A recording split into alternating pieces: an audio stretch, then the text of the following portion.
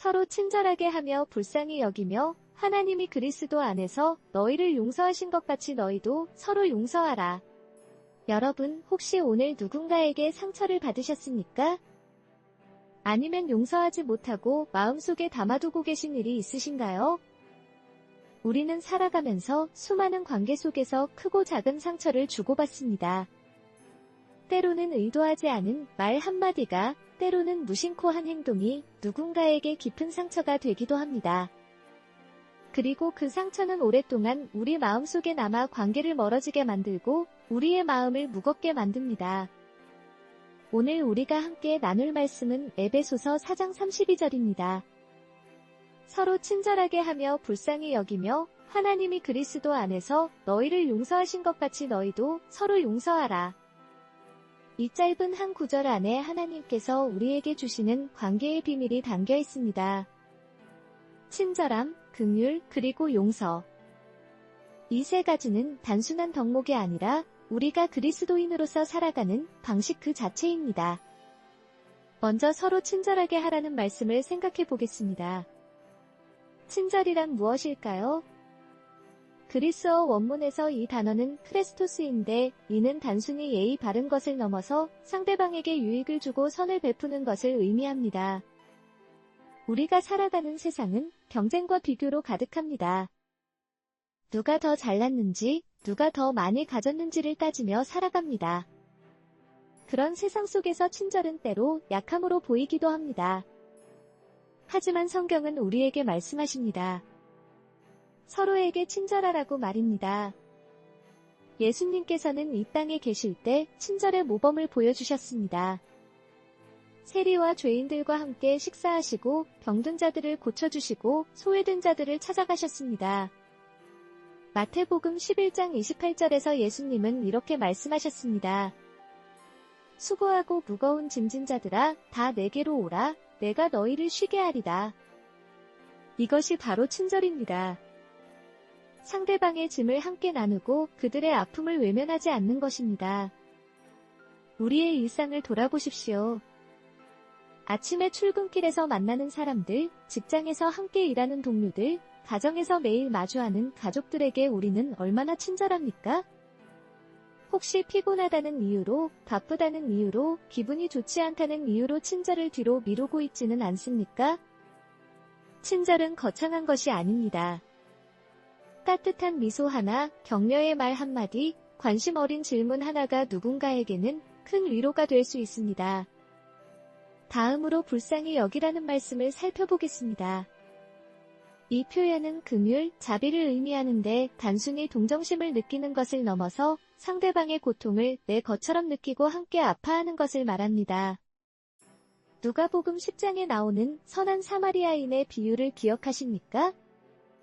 강도를 만나 반죽음이 된 사람을 제사장도 레위인도 지나쳐 갔습니다.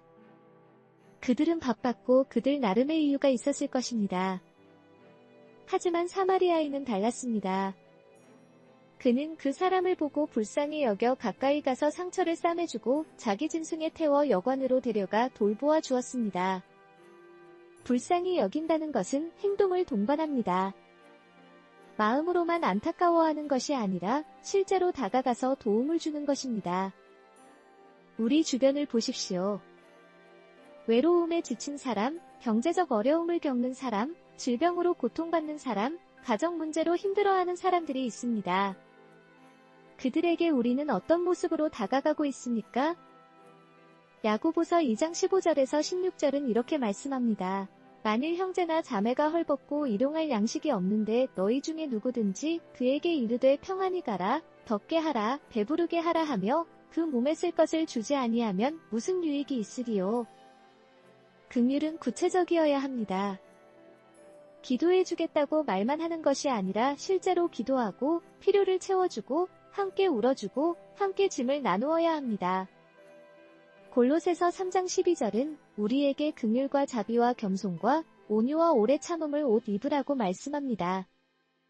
긍휼은 우리가 입어야 할 옷과 같습니다. 매일 아침 옷을 입듯이 우리는 매일 긍휼을 입고 살아가야 합니다. 이제 오늘 말씀의 핵심인 용서에 대해 이야기하겠습니다. 하나님이 그리스도 안에서 너희를 용서하신 것 같이 너희도 서로 용서하라. 이 말씀은 우리에게 용서의 이유와 방법을 동시에 알려줍니다. 우리가 서로 용서해야 하는 이유는 하나님께서 먼저 우리를 용서하셨기 때문입니다. 그리고 우리가 용서하는 방법은 하나님께서 우리를 용서하신 것처럼 하는 것입니다. 여러분, 우리가 받은 용서가 얼마나 큰 것인지 생각해 보신 적이 있습니까? 로마서 3장 23절은 모든 사람이 죄를 범하였음에 하나님의 영광에 이르지 못하더니라고 말씀합니다. 우리는 모두 죄인입니다. 우리의 죄는 우리를 하나님으로부터 멀어지게 만들었고 영원한 사망으로 향하게 했습니다. 하지만 하나님은 그 독생자 예수 그리스도를 이 땅에 보내주셨습니다. 예수님은 우리의 죄를 대신 지시고 십자가에서 돌아가셨습니다. 그분의 피로 우리의 모든 죄가 씻겨졌습니다. 이것이 우리가 받은 용서입니다. 값없이, 조건 없이 완전하게 받은 용서입니다. 에베소서 1장 7절은 우리는 그리스도 안에서 그의 은혜의 풍성함을 따라 그의 피로 말미암아 속량 곧 죄 사함을 받았느니 라고 선포합니다. 우리가 받은 이 엄청난 용서 앞에서 우리가 다른 사람을 용서하지 못할 이유가 있을까요? 마태복음 18장에는 1만 달란트 빚진 종의 비유가 나옵니다. 왕은 그 종의 엄청난 빚을 탕감해 주었습니다. 하지만 그 종은 나가서 자기에게 100데나리온 빚진 동료를 만나 목을 잡아 빚을 갚으라고 했습니다. 이 이야기는 우리의 모습입니다. 우리는 하나님께 엄청난 빚을 탕감받았으면서도 우리에게 작은 잘못을 한 사람을 용서하지 못합니다. 예수님은 이 비유를 통해 우리에게 경고하십니다. 우리가 받은 용서를 기억하고 그 용서를 다른 사람에게도 베풀어야 한다고 말입니다. 용서는 쉽지 않습니다.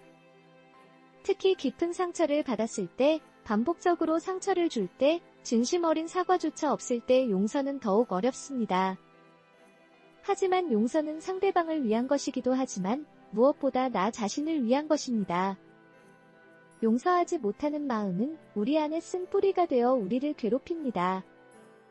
히브리서 12장 15절은 쓴 뿌리가 나서 괴롭게 하고 그것으로 많은 사람이 더러움을 받을까 두려워하라고 경고합니다.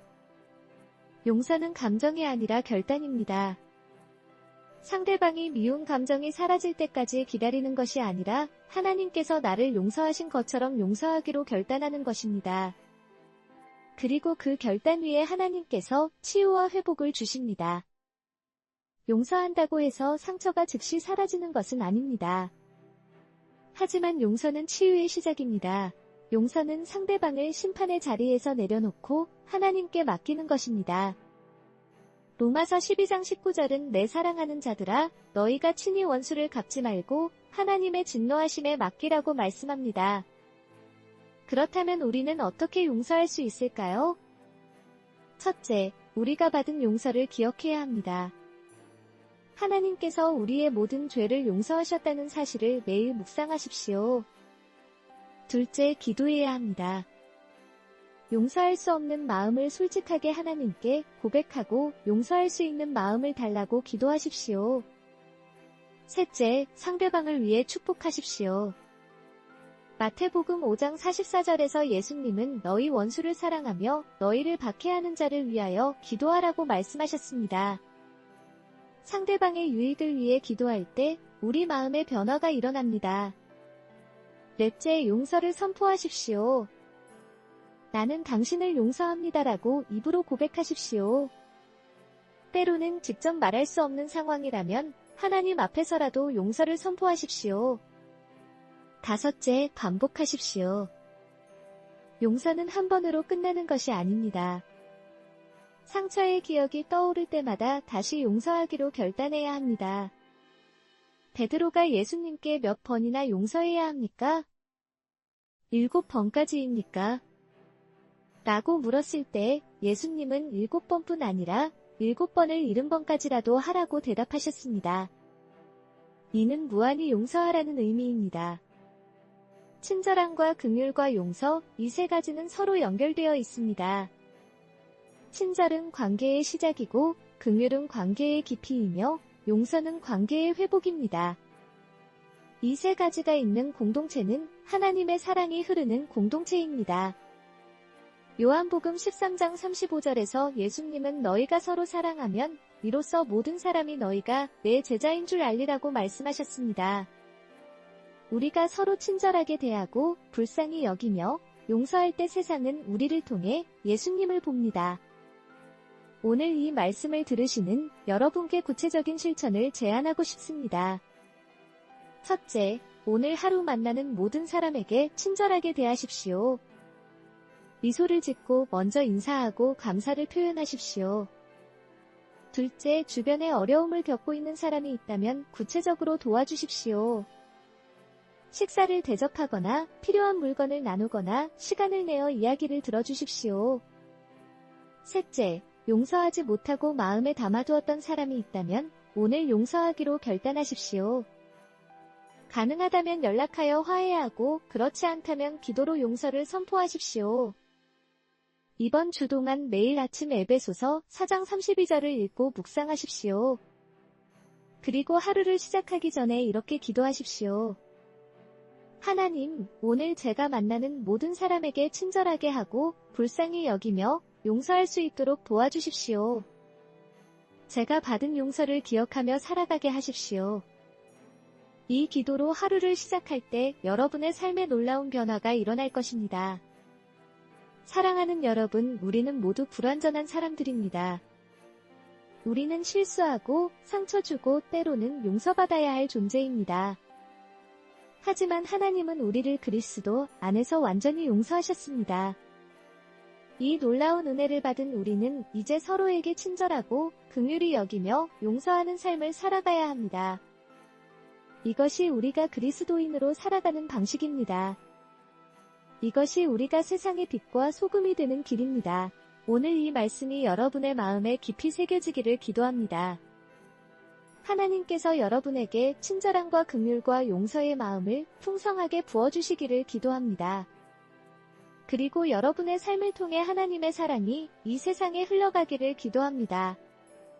하나님 아버지, 오늘 이 말씀을 듣는 모든 분들에게 친절함과 긍휼과 용서의 마음을 주시옵소서. 우리가 받은 용서를 기억하며 서로 사랑하는 삶을 살게 하시옵소서. 예수님의 이름으로 기도합니다. 아멘. 오늘 영상이 여러분에게 도움이 되셨다면 좋아요와 구독 부탁드립니다. 다음 영상에서 만나요.